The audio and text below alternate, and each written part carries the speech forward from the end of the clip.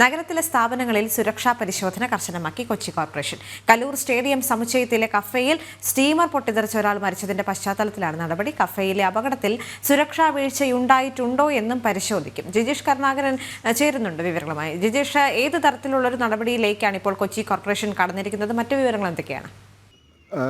കൊച്ചിയെ സംബന്ധിച്ചിടത്തോളം നിരവധി സ്ഥാപനങ്ങൾ മതിയായ സുരക്ഷാ ക്രമീകരണങ്ങളോ അല്ലെങ്കിൽ സുരക്ഷാ മാനദണ്ഡങ്ങളോ ഒന്നും പാലിക്കാത്ത സ്ഥാപനങ്ങൾ പ്രവർത്തിക്കുന്നുണ്ട് എന്ന് തന്നെയാണ് കണ്ടെത്തൽ. അത് ഏതെങ്കിലും അപകടങ്ങൾ ഉണ്ടാകുന്ന പശ്ചാത്തലത്തിൽ മാത്രമാണ് സാധാരണ നിലയ്ക്ക് ഇത്തരം പരിശോധനകൾ നടക്കാറ്. അങ്ങനെ തന്നെയാണ് ഇപ്പോഴും കൊച്ചി കോർപ്പറേഷൻ ഈ പരിശോധനയ്ക്ക് ആരംഭം കുറിച്ചിരിക്കുന്നത്. കാരണം കഴിഞ്ഞ ദിവസം കലൂർ സ്റ്റേഡിയം ബിൽഡിങ്ങിലുള്ള ഹോട്ടലിലായിരുന്നു വലിയ പൊട്ടിത്തെറി ഉണ്ടായിരുന്നത്. സ്റ്റീമർ പൊട്ടിത്തെറിച്ച് അവിടെ ജോലി ചെയ്തിരുന്ന വിവിധ വർഷ തൊഴിലാളി മരണപ്പെടുന്ന ഒരു സാഹചര്യമുണ്ടായി. അതിനുശേഷം വലിയ പരിശോധനകൾ നടന്നു. 4 പേർക്ക് ആ ഒരു അപകടത്തിൽ പരിക്കേൽക്കുകയും ചെയ്തു. കലൂർ സ്റ്റേഡിയം സമുച്ചയത്തിലെ സ്ഥാപനങ്ങളിൽ മാത്രം, ഹോട്ടലുകളിൽ മാത്രം മതിയായ സുരക്ഷാ പരിശോധനകൾ കണ്ടെത്താൻ കഴിഞ്ഞിരുന്നില്ല പല ഭാഗങ്ങളിലും. കാരണം ഗ്യാസ് സിലിണ്ടറുകൾ രുത് എന്ന നിർദ്ദേശം നിരവധി തവണ അവിടെ GCDA നൽകിയിരുന്നതാണ്. എന്നാൽ അതിനുശേഷവും ഇത്തരത്തിൽ ഗ്യാസ് സിലിണ്ടറുകൾ, പാചകവാതക സിലിണ്ടറുകൾ ഉപയോഗിച്ച് തന്നെ അവിടെ പാചകം ചെയ്യുന്നു. പുറത്ത് ആളുകൾ നടക്കുന്ന വഴികളിലടക്കം പാചകവാതക സിലിണ്ടറുകൾ ഘടിപ്പിച്ചതായി കണ്ടെത്താൻ കഴിഞ്ഞു എന്ന പരാതികൾ നിരവധി തവണ ലഭിക്കുകയും ചെയ്തു. കാരണം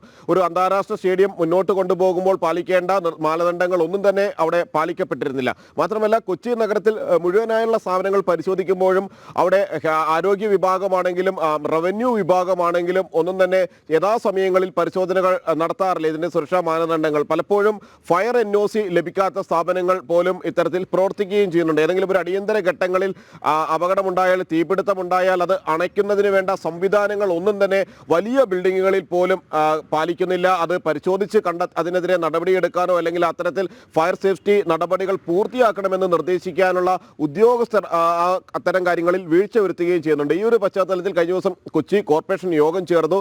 ആ യോഗത്തിൽ ഈ ഒരു സംഭവത്തിന്റെ പശ്ചാത്തലത്തിൽ, കലൂരിലെ അപകടത്തിന്റെ പശ്ചാത്തലത്തിൽ ഈ ഒരു വിഷയം ഉയർന്നു വരികയും തുടർന്ന് കൗൺസിലർമാർ അടക്കം പല ഭാഗത്തും ഇത്തരത്തിൽ നിയമവിരുദ്ധമായി പ്രവർത്തിക്കുന്ന അല്ലെങ്കിൽ മതിയായ ലൈസൻസുകൾ ഇല്ലാതെ പ്രവർത്തിക്കുന്ന സ്ഥാപനങ്ങളുണ്ട് എന്ന് ചൂണ്ടിക്കാണിച്ചപ്പോഴാണ് കോർപ്പറേഷൻ പരിശോധനയ്ക്ക് ഒരു മുന്നിട്ടിറങ്ങാനുള്ള തീരുമാനമെടുത്തത്. അതുപ്രകാരം റവന്യൂ വിഭാഗങ്ങൾ സംയുക്തമായുള്ള ഒരു പരിശോധനയ്ക്ക്, റവന്യൂ എഞ്ചിനീയറിംഗ് വിഭാഗങ്ങൾ സംയുക്തമായുള്ള ഒരു പരിശോധനയ്ക്കാണ് തുടക്കം കുറിച്ചിരിക്കുന്നത്. വരുന്ന ദിവസങ്ങളിലും എറണാകുളത്തെ സ്ഥാപനങ്ങളിൽ ഇത്തരത്തിലുള്ള പരിശോധനകൾ ഉണ്ടാകും. ലൈസൻസോ ഫയർ NOC ഇല്ലാതെ സ്ഥാപനങ്ങൾ പ്രവർത്തിക്കുന്നുണ്ട് എന്ന പരാതിയും ആദ്യം ഉന്നയിച്ചത് കൗൺസിലർമാർ തന്നെയാണ്. തങ്ങളുടെ ഡിവിഷനുകളിൽ ഇത്തരത്തിലുള്ള സ്ഥാപനങ്ങളുണ്ട്, അവിടെ കോർപ്പറേഷൻ അധികൃതർ ഉദ്യോഗസ്ഥർ നടപടിയെടുക്കുന്നില്ല എന്ന കാര്യമായിരുന്നു അവർ പ്രധാനമായും ചൂണ്ടിക്കാണിച്ചിരുന്നത്.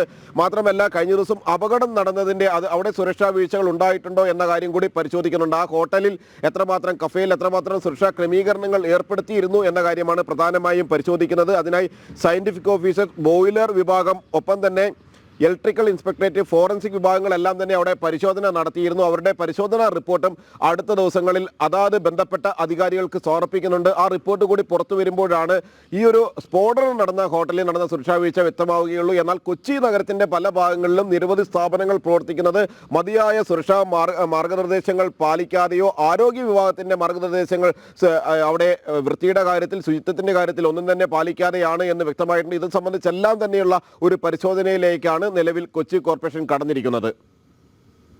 ശരി ജിജീഷ്.